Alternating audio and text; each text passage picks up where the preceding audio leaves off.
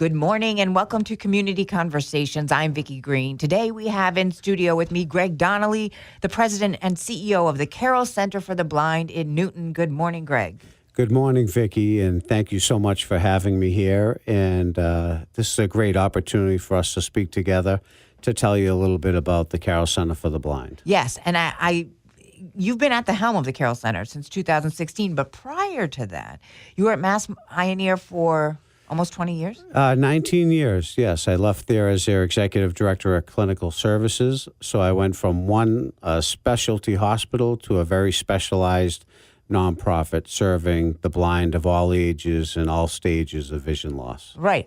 And you serve how many? 5,000 people that have vision loss or are blind yes, a year? Each year we provide between 4,000 and 5,000 services to the blind of all ages. Amazing. And I love meeting people like you because doing research and preparation for the show, I learned at least one thing that I didn't know about an issue or a person when I have them in the studio. So I hope my listeners feel that way as well when we talk about some things that I think they may not know about and some misconceptions about the blind and visually impaired that people may not know about. And you have a big event coming up on April 28th that we're going to talk about. So according to the World Health Organization, so international statistics, from 2017 found that 285 million people are visually impaired worldwide. 39 million of those are blind. 246 have low vision or are visually impaired. So that number shocked me. Should it shock me? It's a very high number, and believe it or not, the Carroll Center, the majority of our clients that we serve may have a small amount of vision remaining. Many of them are newly blind. Many of them are transitioning to blindness and have substantial vision loss where they're suffering with the quality of life or need assistance in the school system or the workplace, the community, or especially their home. But it's all about independence. But yes, it's a very, very high number. So the other thing that I didn't understand is there are finite definitions of legally blind. There are vision definitions. But when you say visually impaired, what's interesting to me is that the percentage of people who are actually blind is very low, meaning have absolutely no vision. Well, I've seen a number about 10 to 15% are actually have no vision at all.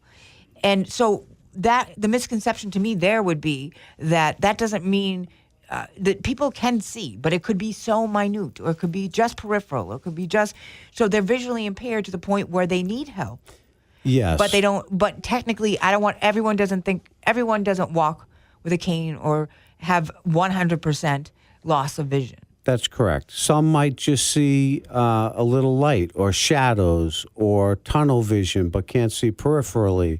There's so many different, levels of vision loss, but they're all a tremendous impact on what they can do. Yeah.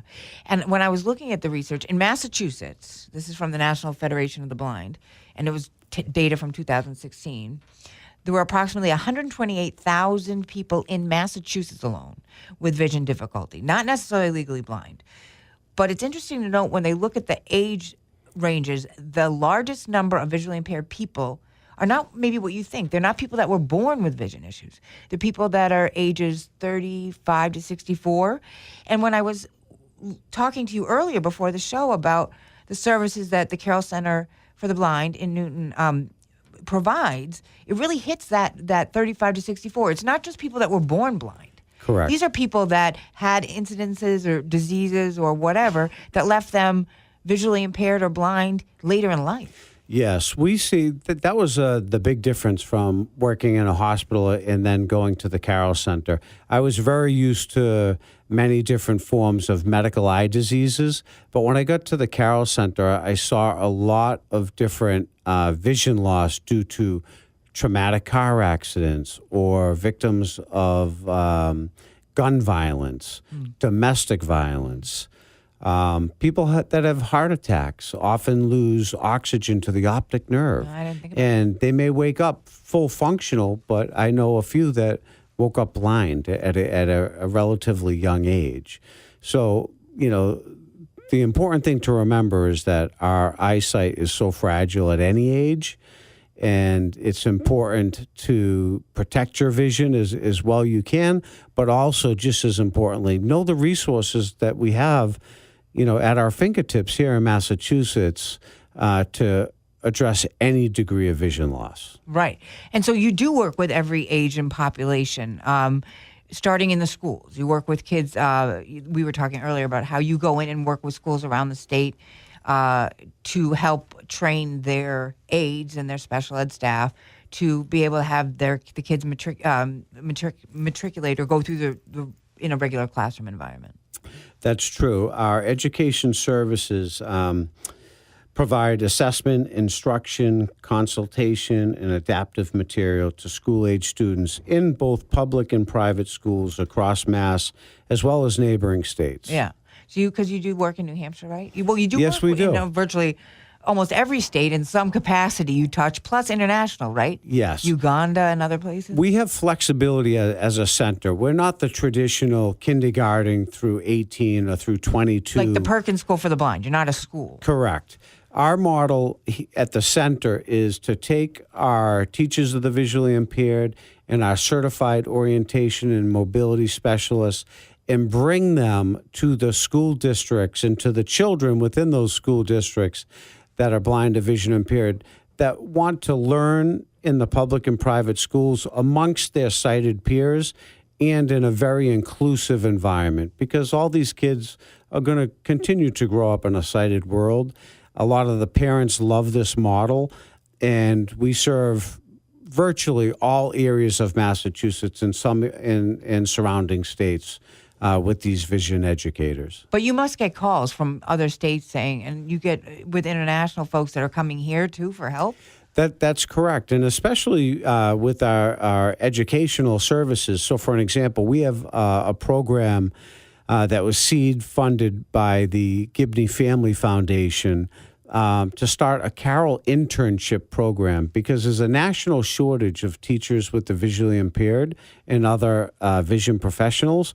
And so right here in Newton on our campus, we have professionals that are entering this field as students that basically perform their internship, which is like a fellowship. Yep. With our educators and our O&M specialists in the school system, so O&M that no stands matter for? what's that? O&M Stands for orientation and mobility, which is safe travel, safe using a white cane, guide dog, etc., navigating safely. And so these vision educators will learn under my team at the Carroll Center for the Blind in the field, and then wherever they go back to, they'll be addressing this national shortage so that the blind and vision impaired school-age children can really get the academic in the school environment that all the sighted individuals and their peers are lucky enough to receive. I would imagine that's one of the biggest things you hear from folks, especially folks that are older. I just want everyone to treat me the same. I'm not a blind person. And that's what they want. So much of what we do at the Carroll Center is also work-related. So from teens getting their first opportunity for employment and the ability to cash their first paycheck to adults that lose their sight, just as you said, could be 30, 40, 50 years old, but want to re-enter the workforce to support their family, continue to be independent, and be able to support, pay taxes. They want to be like you and I, and they certainly have the capabilities. I can tell you that the Carroll Center for the Blind has about 115 employees or so, and over 20% of our employees are blind and vision impaired, and they're amongst my best employees. Yeah. And do you think that's because they can show more empathy, I would imagine, because they have gone through it? I think their personal struggles drive them.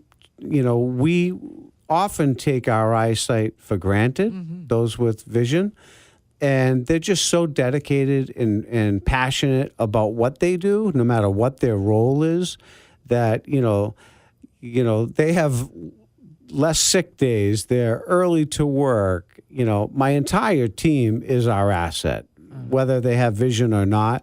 They're so passionate about what they do. they come in with a smile, they leave with a smile, but they deal with a lot of very traumatic clients that have a tremendous difficulty adjusting to vision loss. Right, and that's what came to my mind is if I'm thinking I'm 51, if let's say 5 years ago all of a sudden I had some tragedy and I woke up blind, that's a whole new life. Because your other senses are also heightened, right, from a clinical perspective. That's correct. So so everything changes. Your sense of smell, and it's really amazing to me. We were talking about, you also do a summer camp for younger kids, which sounds so fun, but we were talking about something I hadn't thought about, because I've seen adaptive skiing where they take blind folks skiing, and those are trained ski instructors. I was a ski instructor, not trained adaptive. You had to be trained for that. And I watched them do that, and the smile on these kids' faces, and even adults, like, thank God, or parents of these kids that were skiing, and they just could feel, they felt the wind, they said, oh, that was the best thing I ever did. You were saying there's a program where they teach archery for the blind. Yes. First of all, recreational activities provide important peer connections, increase self-awareness and confidence, and that has a tremendous impact on those that have lost their vision. And so whether it's archery or rock climbing or fishing for the first time or ice skating for the first time, it's really empowering. We have a Sail Blind program that runs on Saturdays throughout the summer where they can sense the wind, the physical aspect of sailing in an adaptive way with sighted guides. That, really it offers opportunities for socialization, which is so important for both, our young children and youth and adults. Social isolation is often more disabling than the vision loss itself. And so the fact that through our training programs, we provide all these daily living skills to provide independence and success in the workplace or school or community, we also are providing opportunities for social integration so that they can really live their life connected to others, many like themselves, and see the success of so many additional people with vision loss, such as those 20% among my staff, that motivates them that, the world has not ended just because I can't see, that I have a great future ahead of me, and I'm going to maximize all the opportunity ahead. Yeah, because I don't think people, it didn't occur to me, especially and I'm not saying it's any easier if you're born blind. I can't imagine what it would be like, and I wouldn't attempt to. However, when you look at data of somebody that has later onset, as we've been talking about, maybe in their 30s, 40s, or 50s, has a family, let's say, or, they go through, it's not just a physical impairment, I would imagine. You can tell me if I'm wrong. You work with these folks every day. But there's anxieties, I'm sure, and frustrations and things, I used to be able to do this, and now I can't even find this thing in my... do you hear that a lot from people? Absolutely. Absolutely. Really, when someone loses their sight, they go through a tremendous adjustment to loss of that sight. And we provide an unbelievable amount of adjustment counseling. And really, the program won't be successful until they're ready to accept their blindness and vision loss. And our adjustment counseling and therapy services are so important to their success as they enter our program, and that they stay with it. It can be a challenge throughout.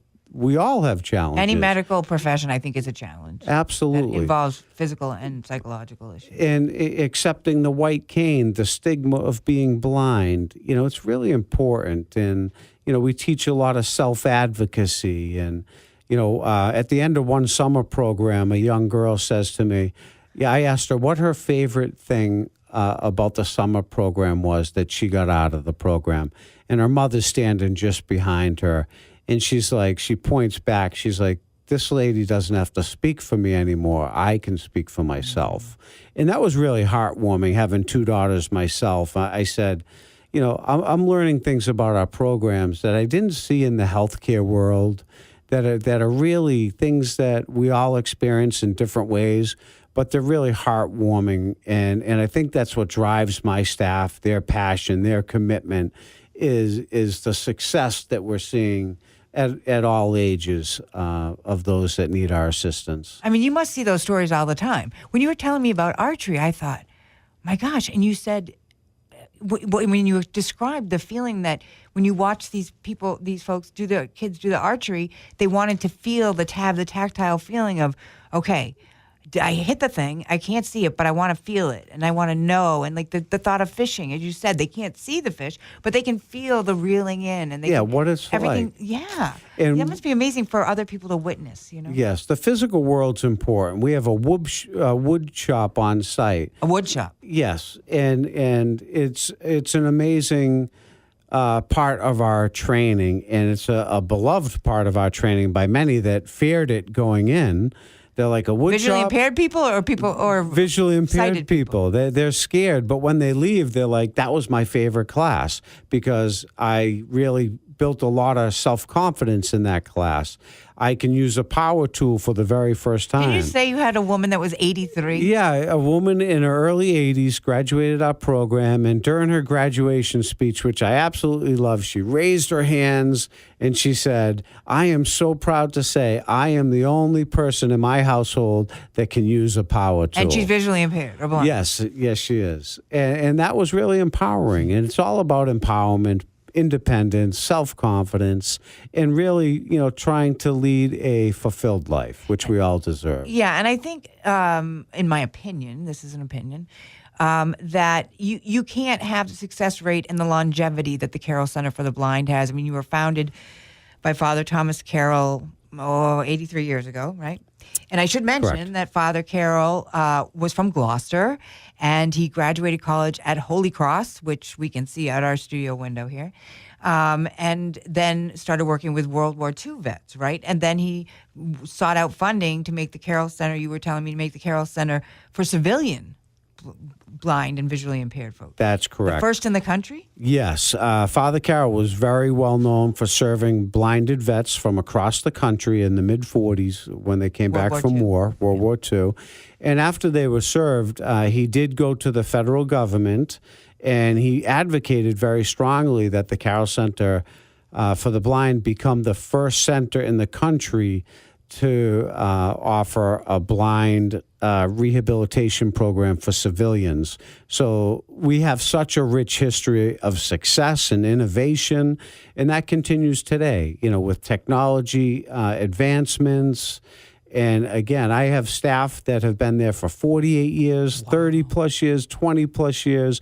And, so I can't be more proud. I do have to give my staff the kudos because they drive me every day, seeing the job that they do and the difference that they're making and the difference that the organization is making, really touches our hearts each day, and it impacts the families just as much as the client that we're serving. Colleagues in the workplace, we've just seen the impact leaps and bounds across the state, New England, and well beyond New England as we serve those across the U.S. and internationally as well. Because your staff has such a specialty and has been doing it for so many years. And it's right here in Newton, Massachusetts. So I read an article, you mentioned technology.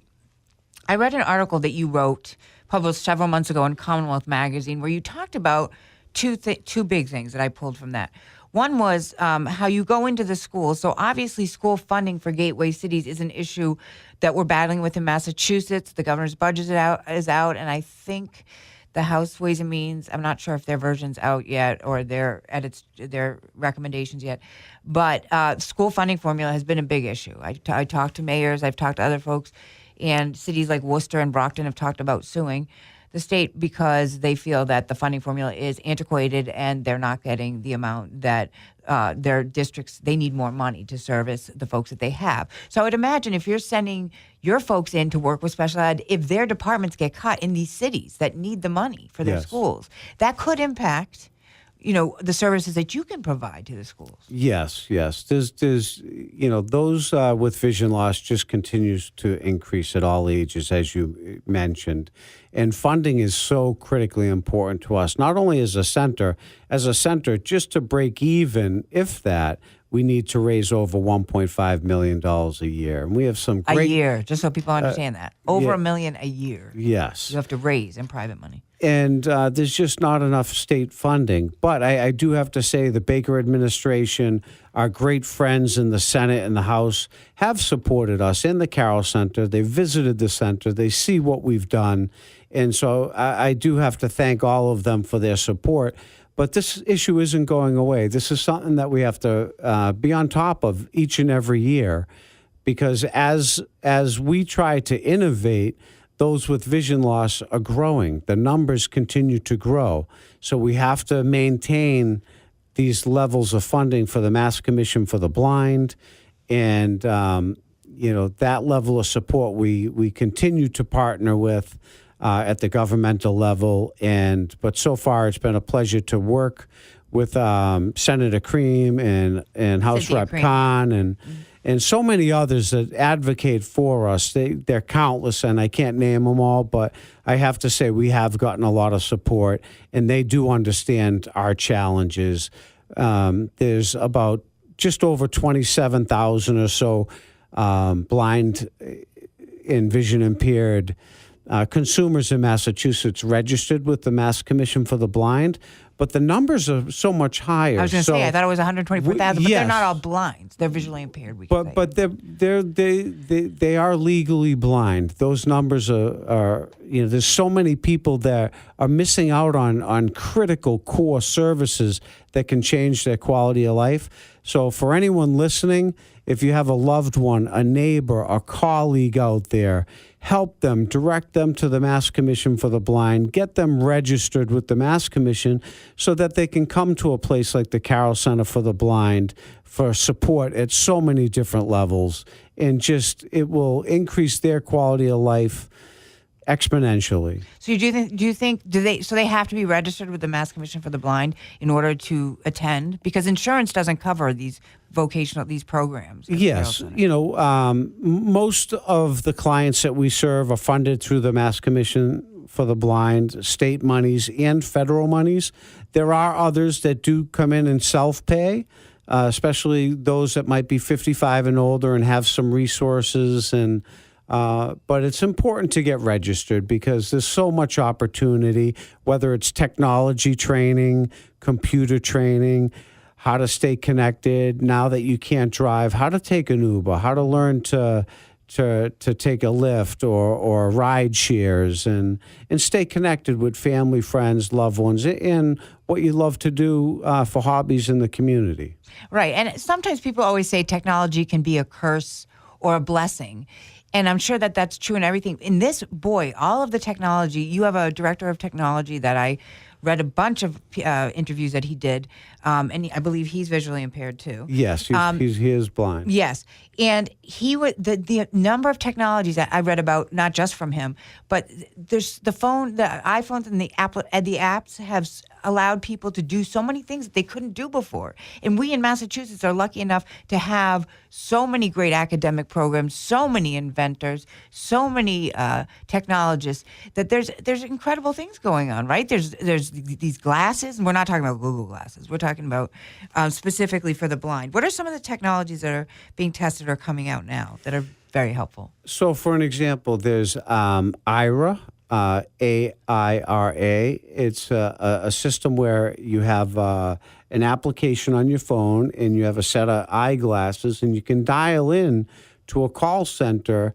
of those that can visually help the non-sighted person. You touch the eyeglass? Yes, you can just call them with a quick touch, and the operator gets on the line, and if you say, I'm traveling in Boston, I'm a little disoriented, I'm lost, you look around with your glasses, and they can say, okay, you're at State Street, there's a McDonald's ahead of you in 50 feet.